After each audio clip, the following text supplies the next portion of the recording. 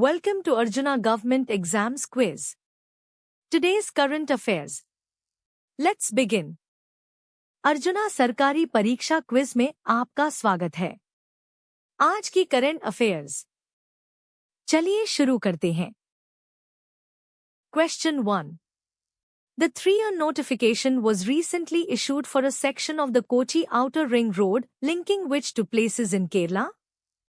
हाल ही में Kochi outer ring road के एक खंड के लिए 3 अधिसूचना जारी की गई थी, जो केरल में किन 2 स्थानों को जोड़ता है?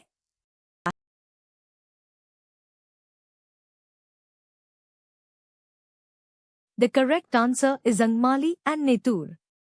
The news mentions the 3-year notification for the 44-kilometer long 6-lane NH linking Angmali and Nettur. सही उत्तर है अंगमाली और Nettur.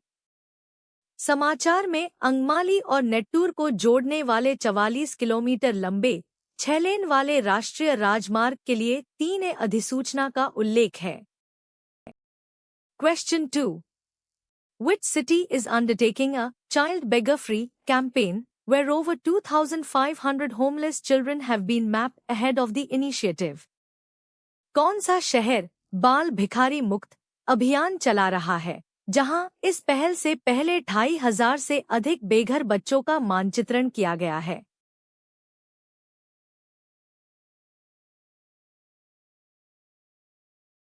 The correct answer is Delhi.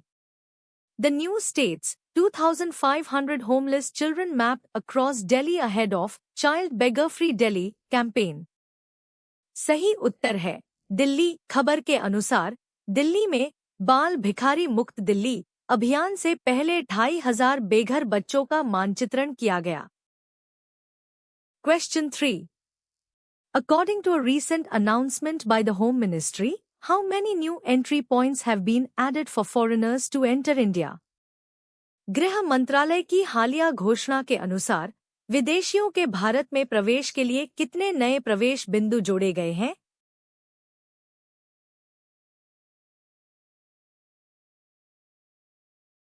The correct answer is 11. The Home Ministry recently notified 11 new entry points for foreigners to enter India, including airports and land ports. सही उत्तर है 11। गृह मंत्रालय ने हाल ही में विदेशियों के भारत में प्रवेश के लिए 11 नए प्रवेश बिंदु अधिसूचित किए हैं, जिनमें हवाई अड्डे और भूमि बंदरगाह शामिल हैं। Question 4. The Punjab Assembly recently passed a bill to bring outsourced workers under government contract. What is the approximate number of employees expected to benefit from this legislation? Punjab विधानसभा ने हाल ही में आउटसोर्स किए गए कर्मचारियों को सरकारी अनुबंध के तहत लाने के लिए एक विधेयक पारित किया। इस कानून से लगभग कितने कर्मचारियों को लाभ होने की उम्मीद है?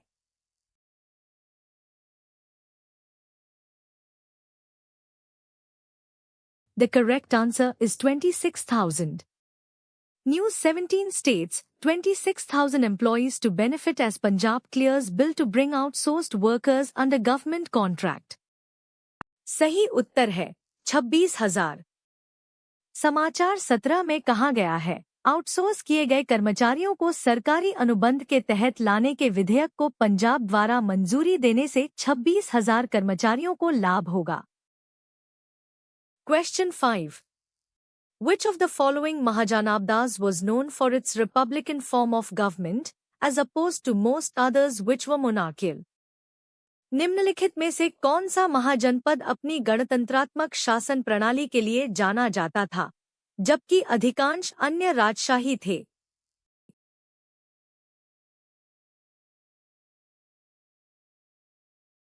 The correct answer is Vajji. The Vajji Confederacy, particularly the Litchavis, was a prominent example of a republican Gana Sangha Mahajanpada. सही उत्तर है वज्जी संघ, विशेषकर लिच्छवी, एक प्रमुख गणतंत्रात्मक गणसंघ महाजनपद का उदाहरण था। Question 6. The Mauryan officer responsible for the collection of taxes and revenue was known as? मौर्यकालीन अधिकारी जो करों और राजस्व के संग्रह के लिए जिम्मेदार था, उसे किस नाम से जाना जाता था?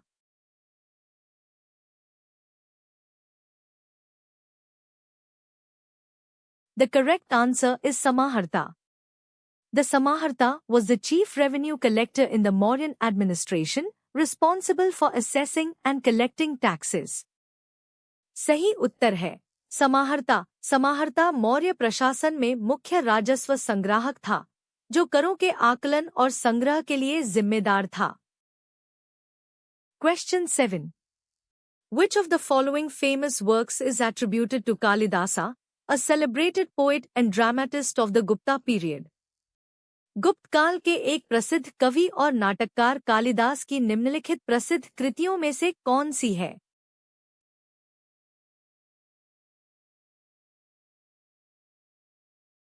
The correct answer is Abhijnakuntalam.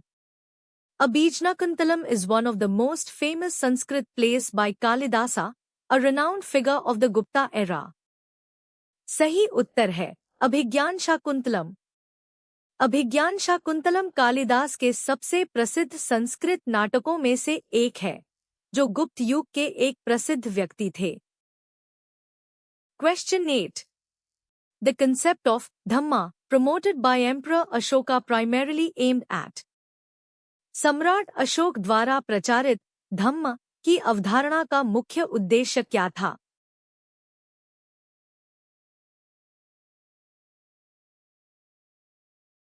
The correct answer is promoting social and ethical conduct among his subjects. Ashoka's Dhamma was a code of conduct based on moral principles like non-violence, truthfulness, respect for elders, and religious tolerance, rather than a specific religion. सही उत्तर है अपनी प्रजा के बीच सामाजिक और नैतिक आचरण को बढ़ावा देना। अशोक का धम्म अहिंसा, सत्यनिष्ठा, बड़ों के प्रति सम्मान और धार्मिक सहिष्णुता जैसे नैतिक सिद्धांतों पर आधारित आचार संहिता थी, न कि कोई विशिष्ट धर्म। Question 9. During the Gupta period, the decimal system and the concept of zero were developed by which renowned mathematician and astronomer? गुप्त काल के दौरान दशमलव प्रणाली और शून्य की अवधारणा का विकास किस प्रसिद्ध गणितज्ञ और खगोलशास्त्री ने किया था?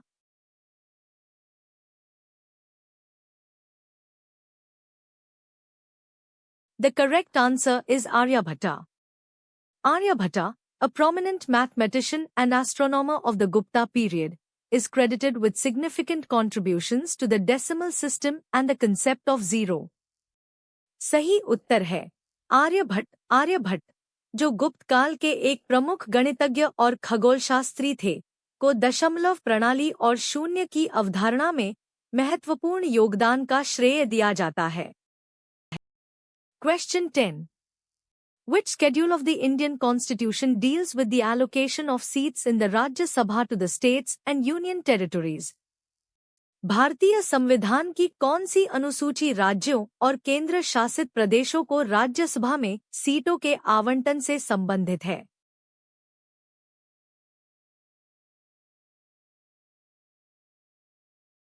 The correct answer is fourth schedule. The fourth schedule of the Indian Constitution specifies the allocation of seats for each state and union territory in the Rajya Sabha. सही उत्तर है चौथी अनुसूची।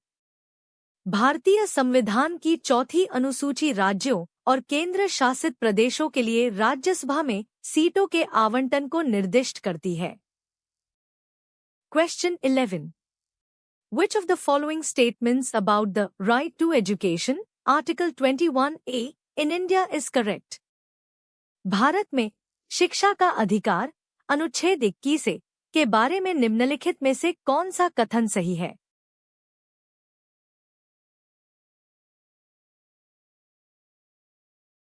The correct answer is it was inserted into the Constitution by the 86th Constitutional Amendment Act.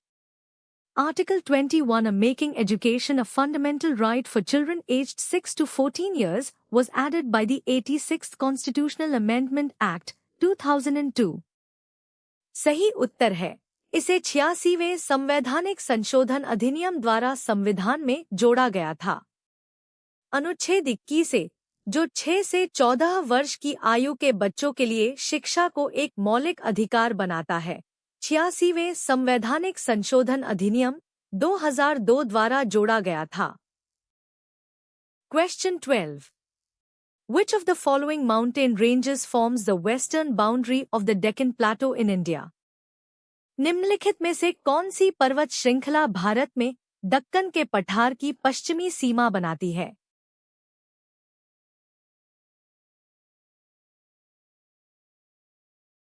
The correct answer is Western Ghats. The Western Ghats, also known as Sahyadri, form the steep western edge of the Deccan Plateau. सही उत्तर है पश्चिमी घाट। पश्चिमी घाट, जिसे सह्याद्री के नाम से भी जाना जाता है, दक्कन के पठार का पश्चिमी किनारा बनाते हैं। Question 13. The Krishna Raja Sagra Dam is built across which of the following rivers? Krishnaraj सागर बांध निम्नलिखित में से किस नदी पर बनाया गया है?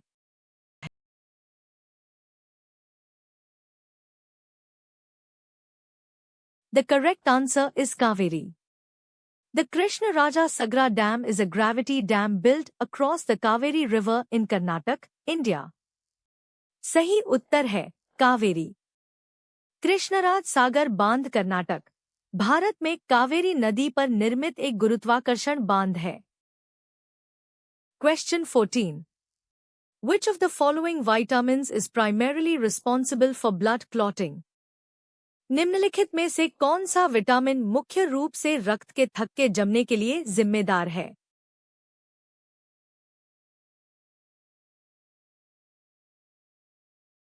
The correct answer is vitamin K. Vitamin K plays a crucial role in the synthesis of proteins required for blood coagulation, clotting.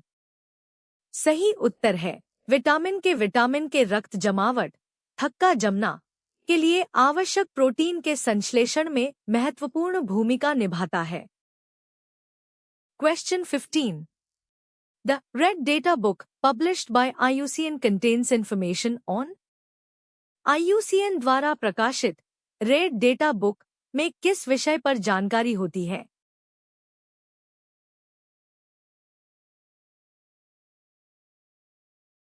The correct answer is threatened species of plants and animals. The IUCN Red Data Book is a comprehensive inventory of the global conservation status of biological species, listing species at risk of extinction. सही उत्तर है पौधों और जानवरों की संकटग्रस्त प्रजातियां। IUCN red data book जैविक प्रजातियों की वैश्विक संरक्षण स्थिति की एक व्यापक सूची है, जिसमें विलुप्त होने के जोखिम वाली प्रजातियों को सूचीबद्ध किया गया है। Thanks for watching. Subscribe to Arjuna Government Exams Quiz for a new quiz every day. देखने के लिए धन्यवाद। हर दिन नई क्विज के लिए अर्जुना सरकारी परीक्षा क्विज को सब्सक्राइब करें।